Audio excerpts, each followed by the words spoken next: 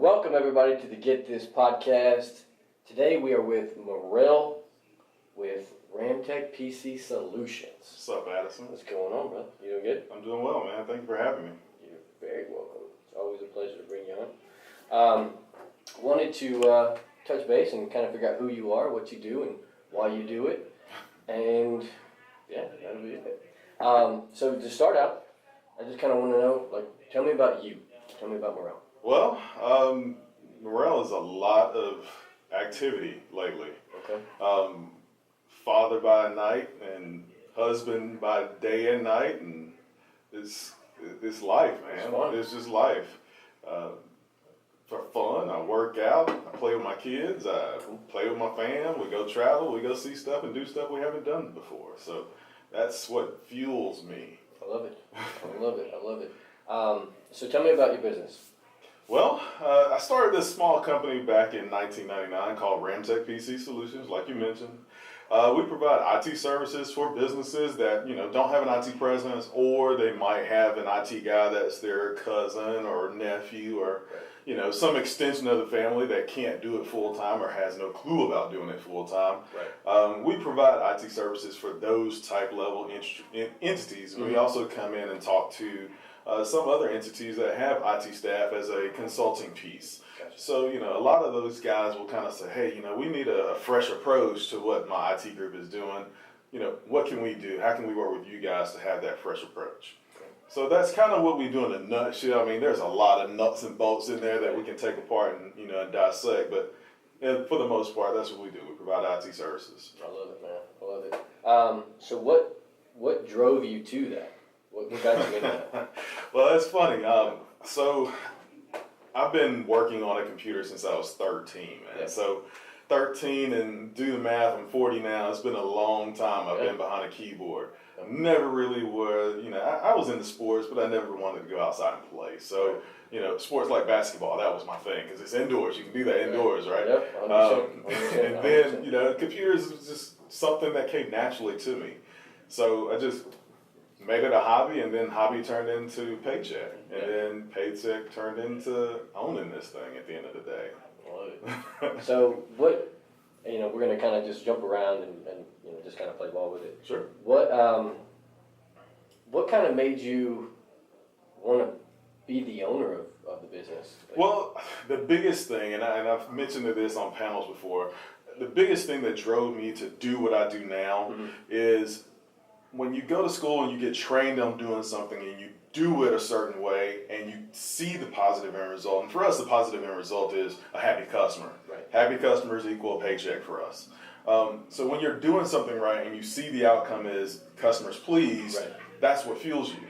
So I got stuck into the whole corporate scene of doing IT for corporations and big corporations, and I loved what I did, but I didn't love going to work. And that made a big difference. So I tell people, if you're doing something you love and you don't like who you're working for, maybe you need to step out and do it on your own and do it better. Yep.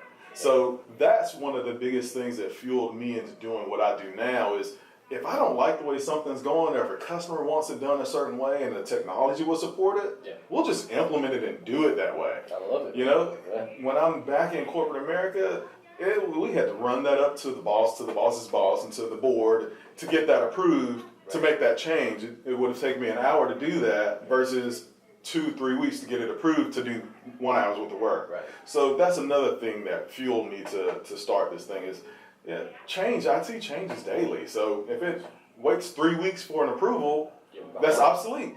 And it does move that fast. Right. That's the crazy thing about it. It just always moves. It's always changing. We have to keep up. Yeah. Keep up or get smoked. 100%. And I mean, that's almost for any business. Right, that's true. So what made you settle in McDonough? Really, the rent was good, to be honest with you. Yeah. I mean, it was a prime location, and the rent was perfect for what we were trying to do, and it supported growth for our company. So the families, I mean, a lot of my guys who live in McDonough, live, work, and play in McDonough. I'm in Henry County, not necessarily in McDonough, but it's a great feel for us because we're plugged in the community as well. Right. I like where we are. I like the community support of where we are, and I think it's going places. Yeah. McDonough's that way. I think once you kind of establish your business and you show that you're a part of the community. I think Right. kind of Yeah, they will latch on and support you as well. Yeah. And we're a big proponent of doing things local too. So even for lunch, we'll go to the local spots like the Kirby G's and Right. some of those other guys around the area that that they're just good eat spots that you don't find everywhere. 100%. So we definitely try to support local as much as possible. And it probably helps they also have the best burger in town. Right? I mean, it doesn't hurt. I mean, Fritz has the best breakfast. Kirby G's has a good lunch. So, I mean, you can't go wrong. Everything's right there in the square, too. I mean, it's walking distance. We can walk and get food if we wanted to. That's cool. So, kind of going a little bit further into business, and then we'll kind of reach into like personal and Okay. who you are. All right. What is it that you do not like about owning your own business? Oh, that's the $1 million question, it man. is. Yeah, because every job has an aspect that you Right. really dislike. Right. I will tell you what I dislike, and this is just being transparent as possible. Yeah.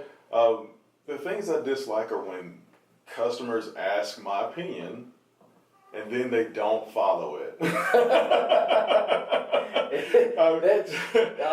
the worst. Let me frame it for you. I mean, so customer pays me for my time, they pay me for my expertise and my knowledge, and then I give it to them and they do the complete opposite, and then I get called to come fix it. Right. I don't mind fixing it, but in the back of my mind, I do honestly think, man, if they would listen to me in the first place. We call those in the business ask holes. Yes. Yeah. But that's cool, man. That's definitely number one. Yeah. I have to say. So what is your favorite thing about owning your own business, running your own business, and just in general doing IT? Well, love of technology, number one. I mean, I just hands down love technology. I love the fact that it changes. I love keeping up with the pace. It's always a moving target, and I'm just wired to follow moving targets. The biggest piece, I guess, on what made you get into it, would be that. Yeah. You asked too about the. Refresh me. I'm sorry. In the question, tell me the question again. Okay. It was a 3-part. Yeah. So what made you, or what do you like most about business? Business. Okay. Right. What do you like most about owning your own business? Owning your own. All right. So I will kind of combo those.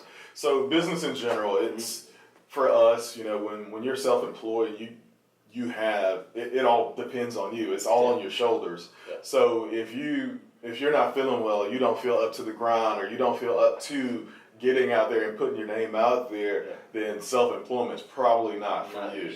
Right.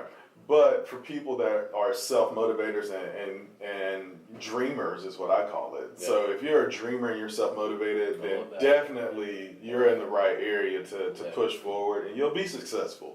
I mean, you're gonna have failures along the way, but failures are just as important as successes, because the failures teach you the most. And then you learn from people that have been there and done that. Yeah. So for me, I align myself with people that, have been in business for several years, that are self-employed, that still have that motivational fire burning, So I align myself up with people like that. And when they start out a story with, let me tell you what I would do. If you're talking to an older gentleman or an older female that's been there and done that, and they say, let me tell you what I could do if I could do it all over again. Yeah. Anytime you hear those keywords, I always tune in, because I know they're about to give me a gold nugget. You gotta focus in on that even harder, man. Right. Because someone who's been there, done it, that's gold. Yeah. That's gold. But yeah, man, I like that. Is there anything else you wanted to add to it? I mean, I could go all day, man. We don't have that kind of time. Yeah, that's true. So in business, everybody has that one thing. When they're successful, like you are, they always have that one thing that kind of sets them apart. And what is it you strive for in business to set you apart and then bring the most value to your customer? All right, so I will answer that for you for sure. Yeah.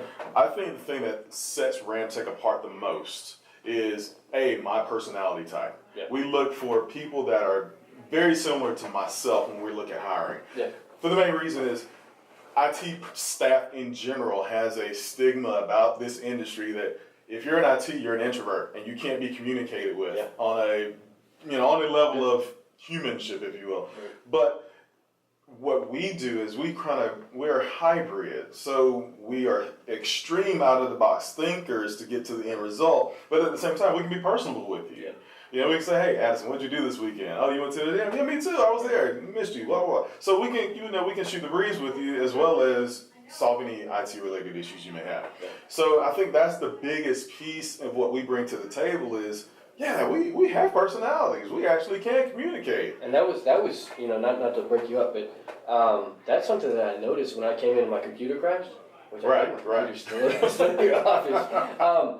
But when my computer crashed, you guys were on it that day, and you were working on it. Right. And I had probably 6 phone calls from your guys saying, hey, we're not going to be able to fix it because the complete computer is just crashed. Right. It's just However, not worth it or whatever. Right. However, we can try and send it to this place, or we can try and do this to get that information off. Right. And that, the fact that he called me and he was touching base and right, and we stress we stress the communication piece in everything we do. I tell people, we have a lot of incoming traffic. When I say incoming traffic, we have phones, we have email, we have text. Right.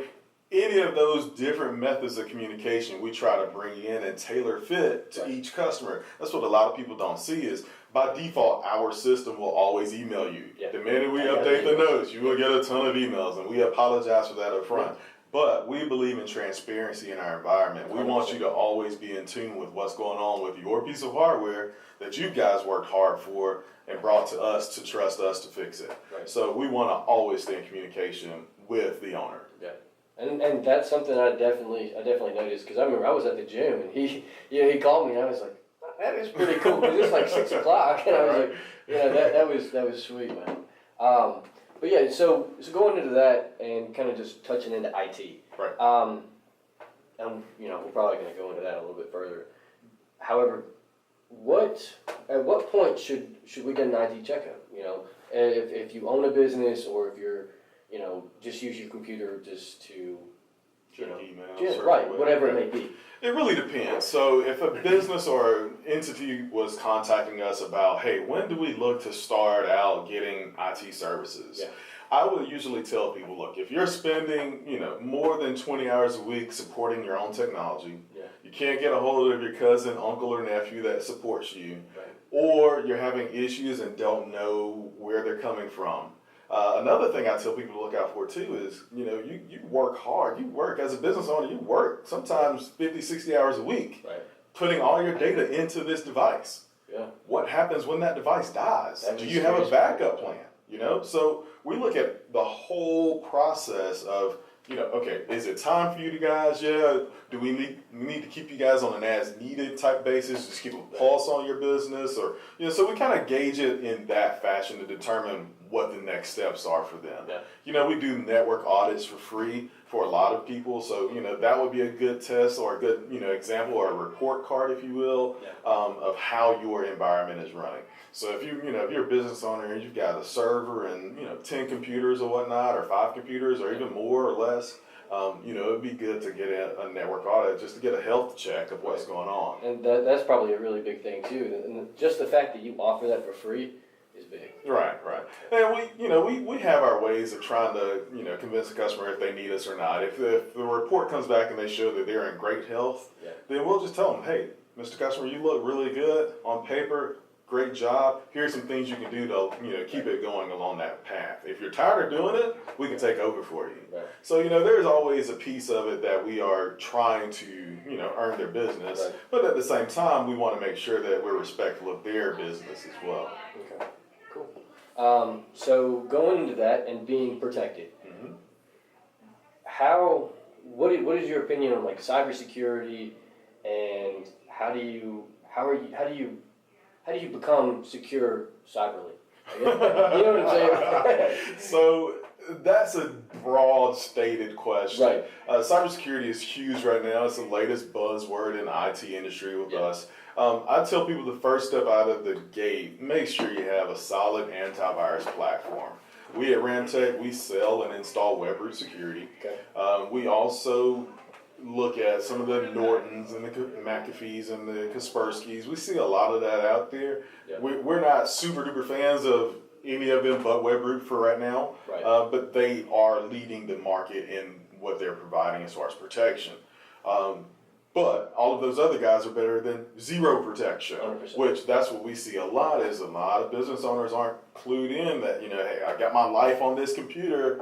What happens if ransomware happens? What happens if, crypto locker comes by and, I clicked something in an email that looked legitimate. Now what do I do? And their identity's stolen. So all of those kind of protection pieces you can put in one piece of software to kind of have your first layer of protection on when you go out in the internet. So, I just tell people first step, antivirus, second step, solid firewall with intrusion prevention, and then outside of the office, what do I do? Well, there's all kind of VPN services that you can pay for and activate. So there's a lot of ways you can kind of help protect yourself on that front as far as cybersecurity is concerned. We look out mostly on the cybersecurity, well, for all our customers, but we specifically focus and hone in on the healthcare entities we support because that's patient health data. We don't want that data floating around in dark web somewhere. So, we have dark web scans that we can do as well for customers. So it just depends a lot. Like cybersecurity is this big umbrella and you've got everything that falls underneath it. But the tools and software that we use kind of align with best practice security performance for them. Very cool. I know that was very technical. It is what it is. And if anybody has any other questions, they can contact you. Right. But yeah, there was one question that we had come over, because I do promote the shit out of this. Awesome. One of the questions was, when should someone back up their computer or their devices or whatever it may be? From the day they take it out of the box. Wow. Prime example. Johnny customer bought a computer last week. Just like cars, you can buy a lemon. Right. Transferred all of their data over to it and was getting ready to dispose of the old computer. And good thing is we still had a copy of that data. We keep it, retain it for 30 days. Good. But had we hit delete on that data, he would be done because the machine he purchased was just, it just died. Right. We can't predict that. Yeah, it happens. So, we recommend if you buy a new computer, buy a backup service. It's cheaper than a cup of coffee at Starbucks. It's cheaper than a Starbucks latte once a month. and that you're talking about data that you need. If you run a business, right? That data is vital. Is everything. It's vital because I know when my computer crashed and we were able to kind of get a little bit more information out of it, but I lost a lot of client information. Right. And it was gone. It's gone. Done. Unless you want to pay thousands of dollars to get it restored, it's gone. Yeah. And you have to understand that if that happens, you're put in a hard place. Right. I'll tell you another thing too. A lot of people don't think about or consider backing up right now. Is everybody's moving to the cloud. Everything is cloud based. Right now, we're seeing a trend where there's a lot of third-party entities selling backup services for Microsoft Office 365. Right. So if you're one of those Office 365 customers that even, we are a partner with Microsoft in that front as well. So we have a lot of accounts that we're having to go back through as far as healthcare and legal and finance that have a statute of limitations where they have to keep things on file for 4 to 7 years. So we're looking at ways that we can add on a layer of archiving services that are secure as well for that need. But that's a lot of people don't even consider that as well when they're purchasing a new computer and all of this stuff that's in the cloud is what happens when Microsoft crashes. Yeah. If you read their fine print, they're only liable for the past 30 days of data. Yeah. So you've got 7 years of email stored on their server. And it's gone on day 31. Yeah. So what are you going to do? You're out of luck. So Microsoft has it in their fine print that nobody reads. Nobody just click agree. Nobody reads all the terms and conditions, and it's in there. 30 days, we will dump your data. Or we only liable for the past 30 days of data is what it reads as. So that last month you have last month's data, but anything outside of that, you're stuck. And that's a scary thought. Right. That's a pretty scary. A lot of people don't think about it. A lot of people, again, they don't read the terms and conditions, and it was brought out to us at a training seminar that we went to. Yeah. So what is a good way to back up your data? Would it be through just a mini hard drive or? It really depends. We tell everybody if you can back up to the cloud, go for it. Mm-hmm. It does require a solid internet connection like any other cloud service does. Yeah. But we do a twofold backup at Ramtech. If somebody calls us up and it's a new customer and they want us to provide backup services for 5 servers and 10 desktops, then we'll dump it all locally to one drive inside the office on the network, and then we'll replicate a copy of that to the cloud. So we've got a twofold backup process in any business we go into. That's good. So that's pretty big. Right. Well, it is, and when you start talking to a customer and they don't realize what they have on their own network and they're in between their 4 walls, that's a lot of liability of your own personal data that makes your business run. So when you don't have access to that data and your machine dies or your server tanks, I mean, it's not if, it's just when it's bound to happen. It's bound to happen. I know there's something out there as far as like voice tapping, like on your phone, or kind of follow me into that, and then. So that's underneath the cybersecurity piece. Yeah. If you have a voice over IP phone and if you don't have it most up to date and current. Right. When I say up to date and current, meaning if your phone system is in the closet and it's a voice over IP system and nobody's updated it in 3 years. Well, just like computers have updates, Windows updates that come out, or Mac updates, Apple updates that come out on a regular basis, those updates need to be applied to the phone system as well. Because what a hacker or would-be attempted, unauthorized access person would do is they can come into your environment, plug in their computer or jump on your Wi-Fi network, sniff for packets along that network. So basically they're looking for data on your network in that regard, and they could potentially listen to phone conversations if that conversation is not encrypted. That's scary, man. It is very scary. That's scary. So now, this is part of the time that we kind of change it up. Okay. You gave us a lot of good information about business. I want to know a little bit more about you. And this is kind of where people can, whether it be the younger generation or people just coming into business or people that are just new in business. Mm-hmm. This kind of gives them an idea of, say, hey, who should I look up to? What should I do? Any advice that you want to give? So to go into that, do you have a mentor? Because I know that was big for me. It is huge.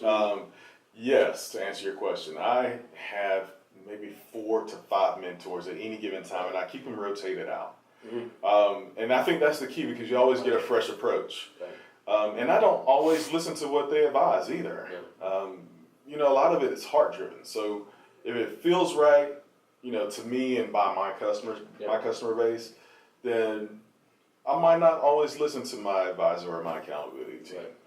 But as far as having someone to bounce ideas off of and mentor, yes, definitely, wholeheartedly agree with you. Definitely need a mentor. Good.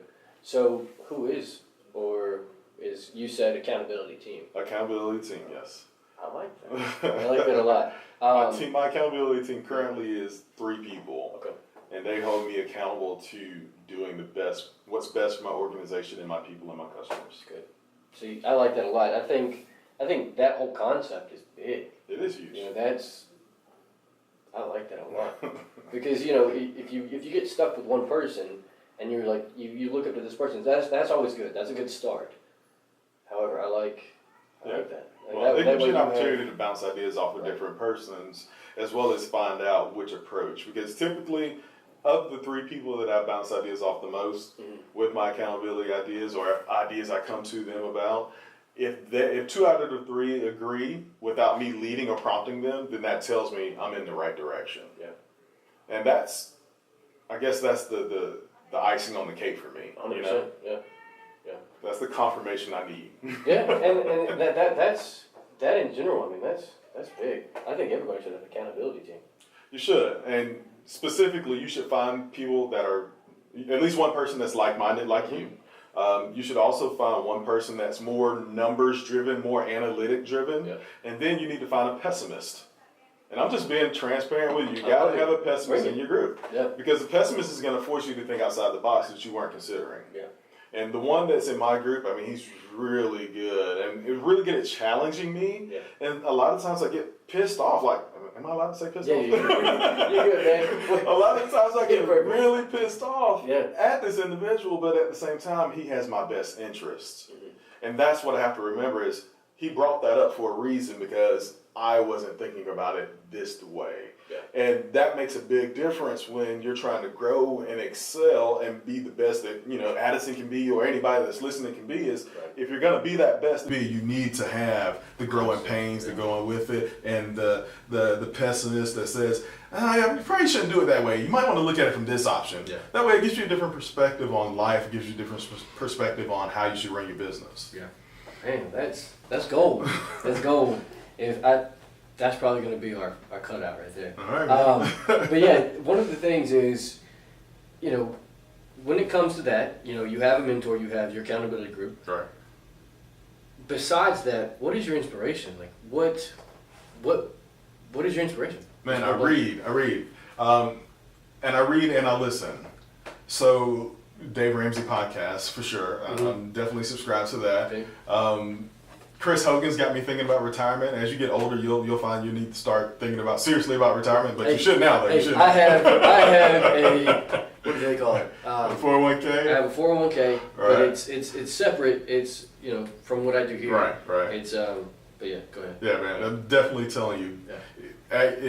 This is me breathing life into you. If I could do it all over again, if I could start over at in my 20s and 30s, I would have started building wealth back then versus now building wealth. But I'm still good. I still got my prime. I'm good.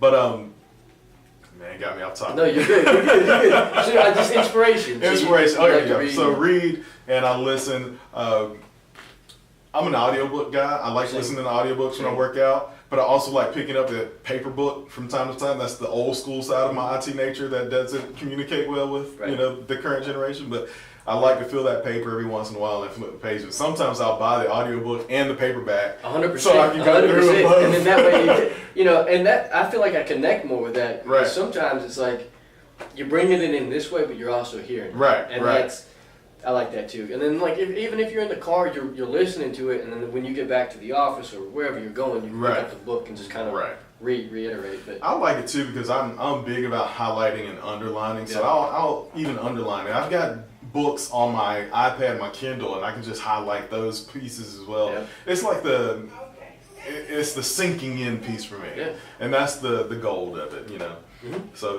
that's my inspiration, and I follow guys like True Kathy. I follow some of their models. Yeah. I follow some of the models that Publix has as far as customer service and the aspect of that, and what I tell people, I want to have that staff interaction where it's like you're going to Chick-fil-A. Mm-hmm. It's like you're going to shop at Publix. Those places you can go to KFC and get a cheap chicken sandwich, but you're going to pay a premium to go to Chick-fil-A because they're going to get your order right and they're going to treat you like people. Exactly. And that's the biggest thing. People need to be treated like people, and customer service is dying. It's so sad it's dying. You're so true when you say that, because you can go around, and it doesn't matter if you're in business or if you're just in day-to-day life, man. It's like it's almost like the in some places the community is just not. It's not there. Yeah. It's not there. Yeah. I mean, that's why I feel like so much of what's going on in the world, we're at odds. If people would just treat people like people, I mean, that's a start. It is. And to kind of just, go into it a little bit, the gym that I go to is LA Fitness. Right. The one that I go to is it's okay, Right. But the reason I'm stuck there, and when I move to Alpharetta, it'll probably still be that gym, is the commodity. How do you say it? Commodity.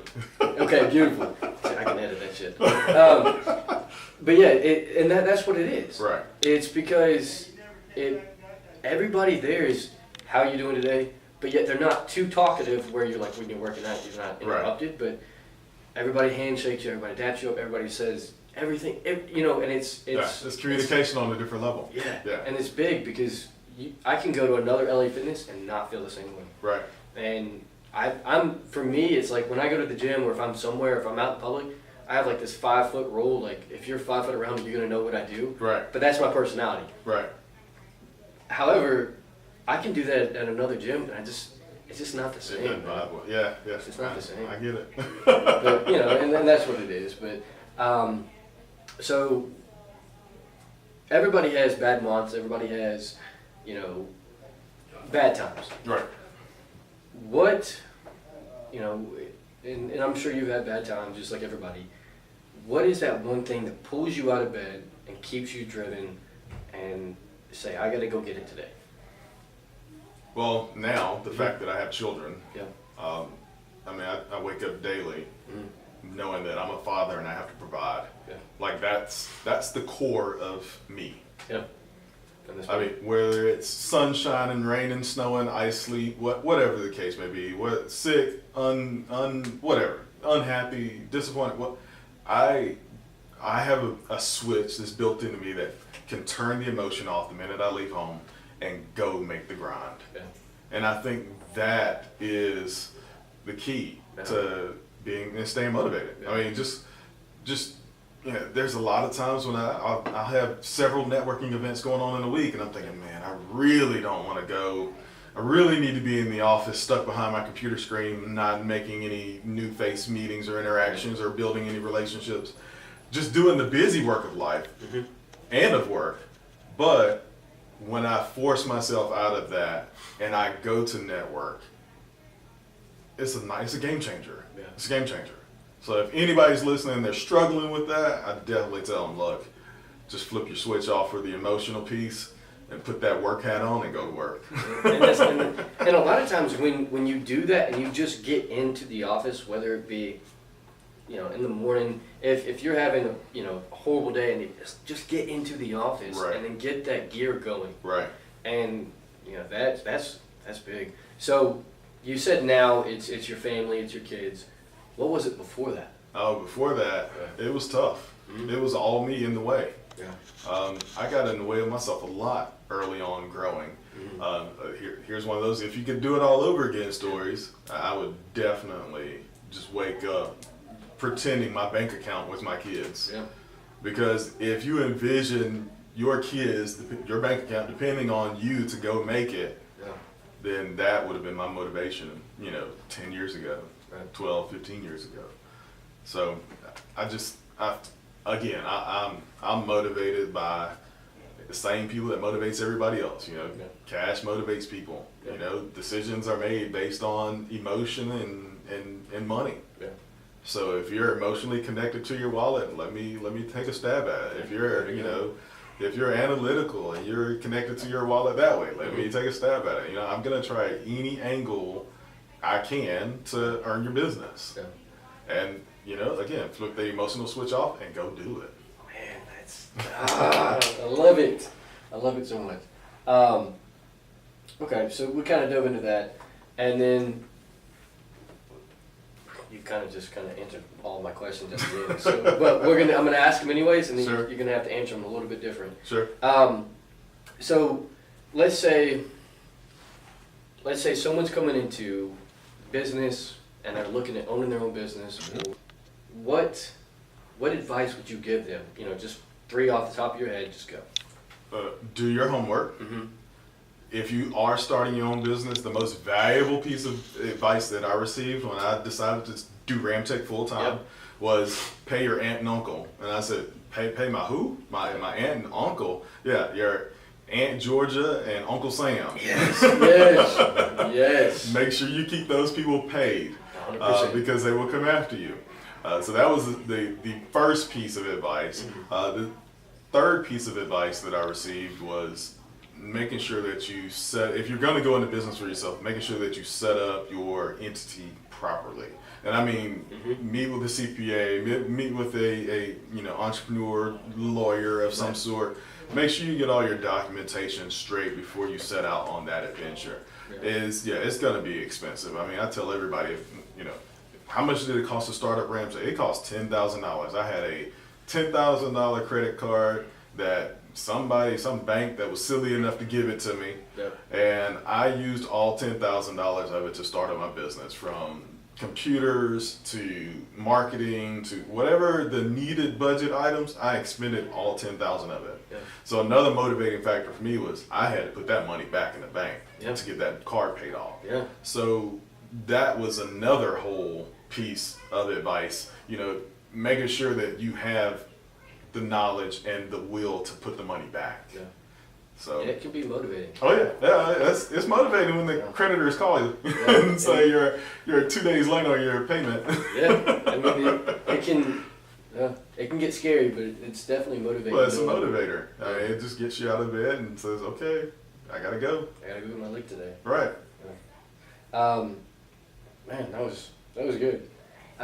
So, wow, man, we've obviously covered everything. Did we cover when it it? comes to, I mean, if you look at it, we honestly covered everything.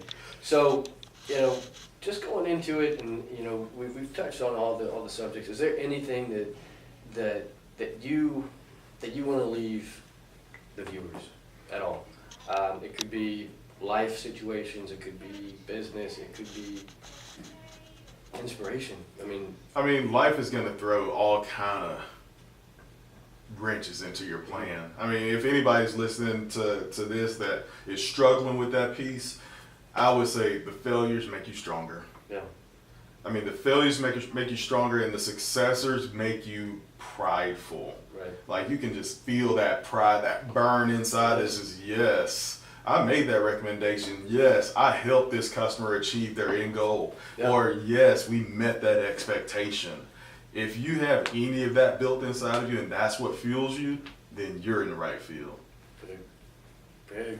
Thank you, Morrelle. Yeah, man. So how can everybody get in contact with you? I'm gonna put a little bit more details in it, but just kind of. I mean, we're all over the web. I mean, we're on Facebook, Ramtech PCS. Twitter is the same, Ramtech PCS. We try to keep it all the same, right. Even down to LinkedIn, Ramtech PCS. Yeah, so if anybody Googles us, we're gonna pop up first. Okay. So well, good. And then to tie it all up, are you only in McDonough? Or are you willing to? Where do you travel to? and we have customers all throughout the United States. Okay. I mean, we have customers as far as New York and Texas right now. But we'll travel, we'll go. We're talking to a few companies in Tennessee right now, so Sweet. we'll travel and go wherever the work is. We'll go. That's big. So you're not just tied to one No, place. I mean, our remote support gives us the reach of the entire United States, and we're so embedded with some IT communities now that we're a membership of. Yeah. That if we needed hands on and feet on premise at Miami, Florida, we could find a company there that is on our platform that we can network with. That's big, man. I do appreciate you Yeah, man. coming out, man. Thank you for having me. We tied it up. That was good. That was a good shoot. So Awesome. yeah.